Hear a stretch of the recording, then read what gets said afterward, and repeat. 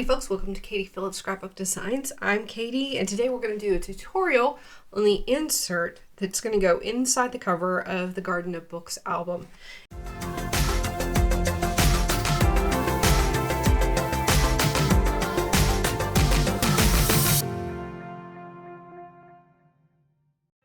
And for this album we're using the Garden of Books collection by P13.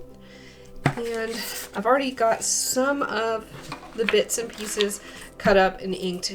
I have a piece of craft, 65-pound craft cardstock. It's 8.5 inches wide by 6.25 inches tall, and I've scored it at 4.25. And here I have some Tomo River paper, and I have 5 sheets of it cut to the same dimensions and folded in half. You could also use a couple of sheets of just about any size paper, any weight. Probably less than 28 pound. I think 28 pound would probably be the heaviest I'd go for this insert. And I have a mat cut to 4 3/8 by 6 3/8. And I've got one of the 3x4 cut aparts. I've trimmed it down a little bit, and it is trimmed down to 3 inches wide by, actually it's a little bit larger than 3x4. So it came right to 3x4. So it must have been a little bit wider than 3 inches when I initially cut it. I've got 2 pieces cut to, what's the width here? 4 inches by 7/8. And 2 pieces cut to 1/2 inch wide by 4 inches tall. And we're going to assemble a little booklet here.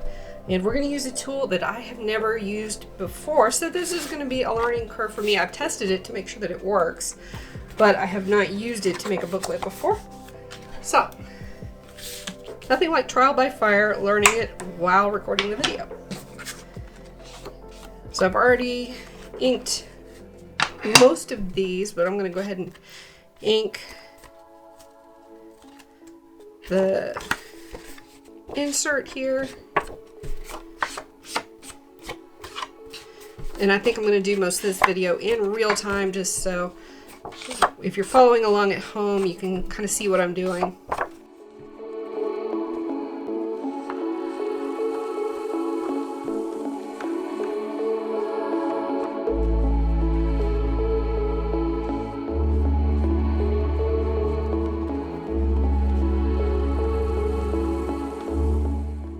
Now, I'm not going to ink the Tomo River paper. If you're using another paper, see, Tomo River paper is almost like onion skin paper. It's very thin. One of the great things about it is that it doesn't bleed. However, it will smear and it does ghost. So if you write something on one side, you can definitely see the image of it on the other. And if you're writing with a very wet pen, like a fountain pen, it's going to take a little bit of time for it to dry. So I'm going to insert the Tomo River paper inside the craft paper. And I'm going to use a tool that I have not used before. I just purchased this off of Amazon. This is a swing arm stapler. The stapler arm swings out like this, and I don't know if you can see it. I'm going to try to point to it, but there is a little indentation right here that shows where the staple is going to be placed. So I'm going to line that up with the score line here and staple it together.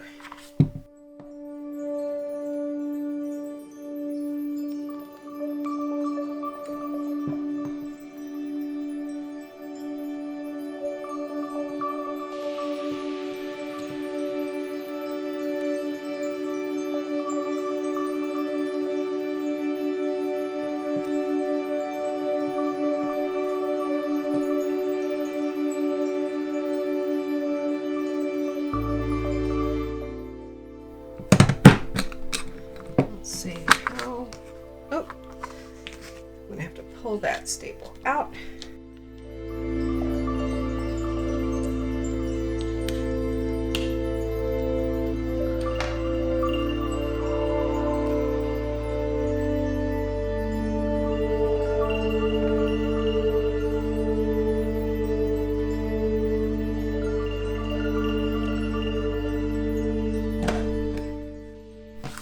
we go.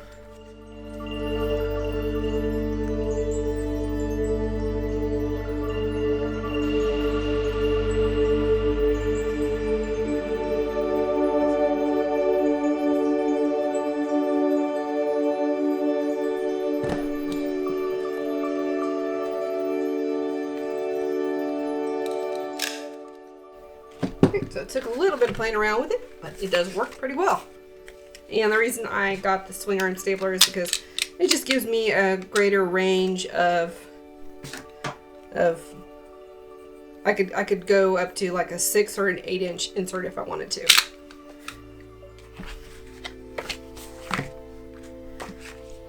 And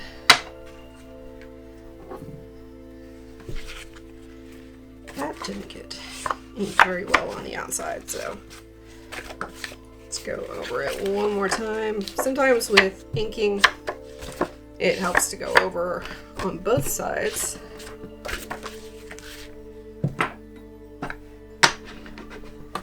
Now we're going to set this aside and work on the mat for it. And I'm going to start on one side. Actually, I'm going to start at the top.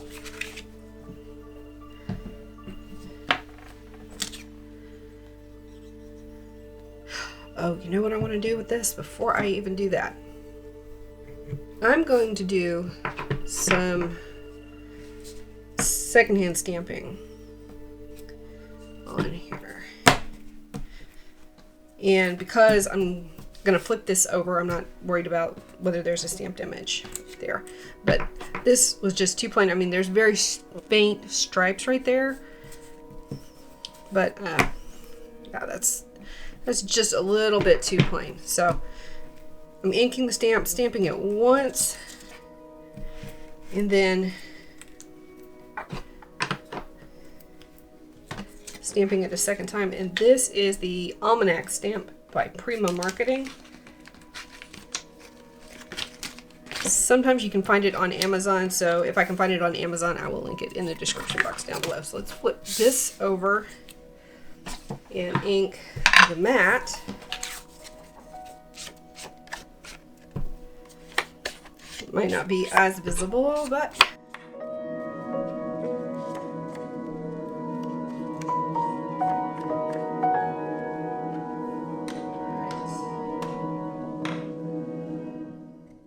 and we're going to use glue for this because I'm going to need to scooch this around.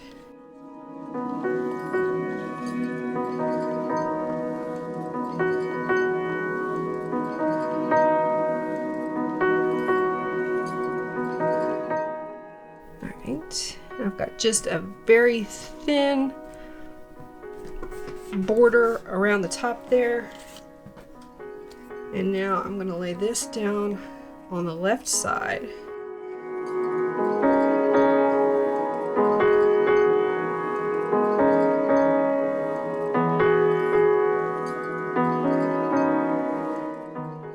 And I'm leaving a very thin gap here. And I'm lining up the left side with the left side of the first piece that I laid down.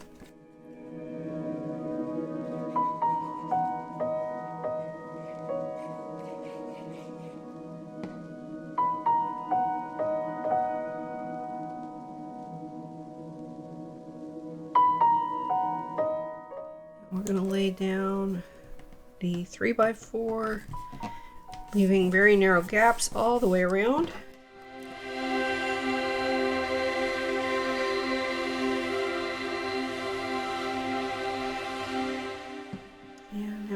Down this piece, and we're going to try to align this close to aligned with the right side. We still want to leave a little bit of a gap right here, all the way down. And now we add the bottom piece.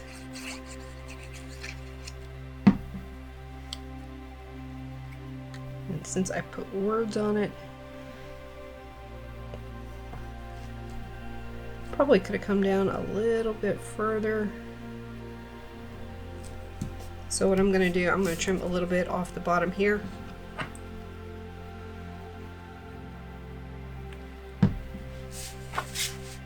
and re-ink it.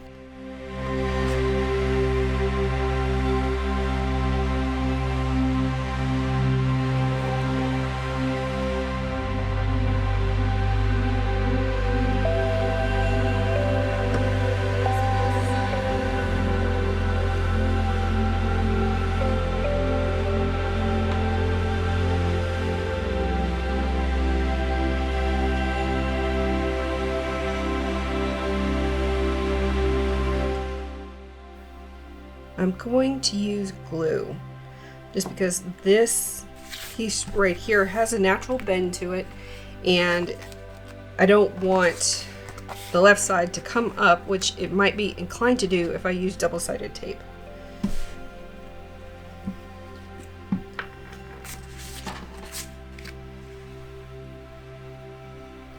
So we are going to get as close to the edge as we can get without risking too much glue popping out the side, because it will do that.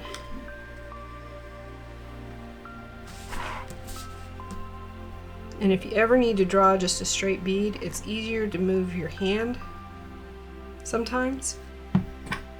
I just pick one hand to move and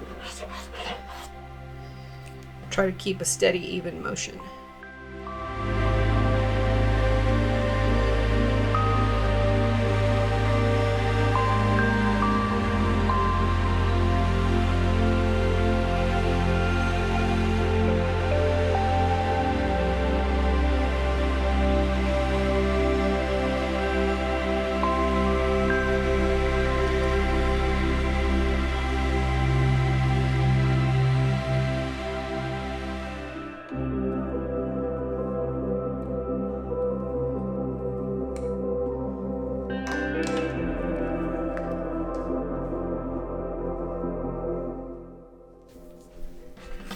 This is our insert for the front pocket. If you like this video, don't forget to hit that thumbs up and leave a comment down in the comment section down below if you have a question. I'll have links to the materials in the description box down below, and we will see you guys in a couple of days. Bye.